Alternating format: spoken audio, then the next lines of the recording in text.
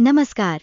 एक बार फिर आपका स्वागत है आपके अपने चैनल दिव्य दृष्टि में। पंचांग के अनुसार हर साल माघ माह के कृष्ण पक्ष की अमावस्या के दिन मौनी अमावस्या का त्योहार मनाया जाता है। इस बार मौनी अमावस्या 29 जनवरी को है। इसे माघ अमावस्या के नाम से भी जाना जाता है। माघ अमावस्या की तिथि 28 जनवरी को रात 7:08 बजे शुरू होकर 29 जनवरी को शाम 6:05 बजे समाप्त होगी। मौनी अमावस्या का विशेष धार्मिक महत्व है। यह तिथि भगवान विष्णु और पितरों को समर्पित है। मान्यता है कि इस दिन दान करने से पितरों को मोक्ष प्राप्त होता है। पवित्र नदी में स्नान करने से पापों से मुक्ति मिलती है। मौन व्रत करने से वाणी की शुद्धि और आध्यात्मिक उन्नति होती है। मौनी अमावस्या का व्रत आत्मसंयम, शांति और मोक्ष की प्राप्ति के लिए अत्यंत प्रभावशाली माना जाता है। ये व्रत मन और वाणी की शुद्धि करता है और आत्मिक ऊर्जा को बढ़ाता है। शास्त्रों के अनुसार इस व्रत के पालन से समाज में मान सम्मान बढ़ता है और साधक की वाणी में मधुरता आती है। इसके साथ ही ये व्रत व्यक्ति के आंतरिक और बाहरी जीवन में संतुलन स्थापित करने में सहायक होता है।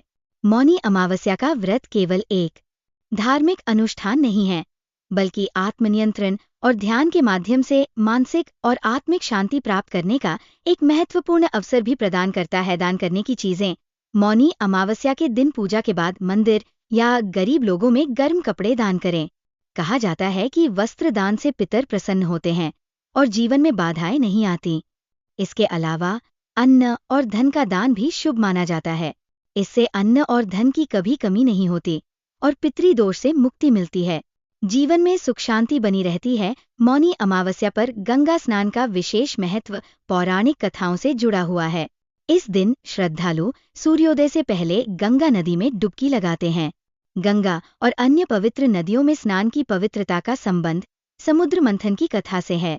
पौराणिक मान्यता के अनुसार जब देवता और असुर मिलकर समुद्र मंथन कर रहे थे, तब भगवान धन्वंतरी अमृत कलश लेकर प्रकट हुए।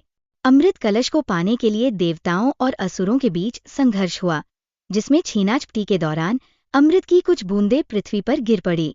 अमृत की ये बूंदें प्रयागराज, हरिद्वार, उज्जैन और नासिक की पवित्र नदियों में गिरीं, जिससे ये नदियां अमृतमयी और अत्यंत पवित्र मानी गईं। इसी कारण से पर्व त्योहार, पूर्णिमा, अमावस्या और विशेष तिथियों पर इन पवित्र नदियों में स्नान करने की परंपरा है। खासतौर पर मौनी अमावस्या पर गंगा स्नान को अत्यधिक पुण्यदायी और मोक्ष प्रदान करने वाला माना जाता है। मौनी अमावस्या व्रत के नियम। इस दिन प्रातःकाल गंगा स्नान करना आवश्यक है। यदि गंगा स्नान संभव न हो तो किसी पवित्र नदी के जल से स्नान करने का प्रयास करें। पूरे दिन मौन रहकर ध्यान और जप करें। व्रत के दौरान किसी प्रकार का बोलना वर्जित है। तिथि समाप्त होने के बाद व्रत को पूरा करें। व्रत खोलने से पहले भगवान राम या अन्य इष्ट देव का नाम अवश्य लें। मौनी अमावस्या के दिन क्या करना चाहिए? मौनी अमावस्या के दिन पवित्र नदियों में स्नान करना चाहिए।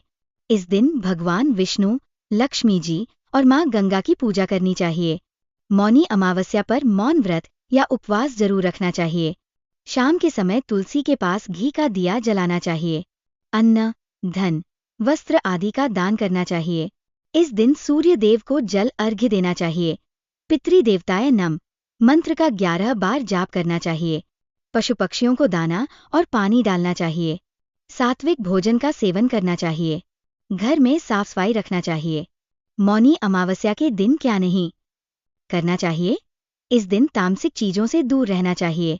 मांस, मदिरा, प्याज और लहसुन का सेवन नहीं करना चाहिए। किसी से वाद विवाद नहीं करना चाहिए। सुबह में देर तक सोना नहीं चाहिए। झूठ बोलने से बचना चाहिए। किसी जानवर या पक्षी को नहीं सताना चाहिए। श्मशान के आसपास से रात में नहीं गुजरना चाहिए। बाल या नाखून नहीं काटने चाहिए। पीपल के पेड़ के नीचे से नहीं निकलना चाहिए। किसी को भी बाल धोने नहीं चाहिए। तुलसी के पत्ते नहीं तोड़ने चाहिए। तुलसी में जल नहीं चढ़ाना चाहिए। मौनी अमावस्या का सांस्कृतिक महत्व। पुण्य कर्म और दान। इस दिन स्नान करने के बाद दान पुण्य का विशेष महत्व है। इसे समाज और व्यक्तिगत जीवन में सकारात्मकता लाने वाला कार्य माना गया है। प्रयागराज के संगम, गंगा, यमुना और सरस्वती का मिलन स्थल में स्नान करने का विशेष महत्व है। इस दिन माघ मेला और भी भव्य रूप ले लेता है। इस साल प्रयागराज में महाकुंभ होने के कारण मौनी अमावस्या और भी अधिक फलदायी मानी जा रही है। इसे शाही स्नान का दिन माना जाता है, जब लाखों श्रद्धालु एकत्र होकर पवित्र संगम में डुबकी लगाते हैं, जो उनके जीवन को पुण्य और आध्यात्मिक उन्नति प्रदान करता है। आपको ये कहानी कैसी लगी? अगर पसंद आई हो तो इसे लाइक करें और चैनल को सब्सक्राइब करें। धन्यवाद।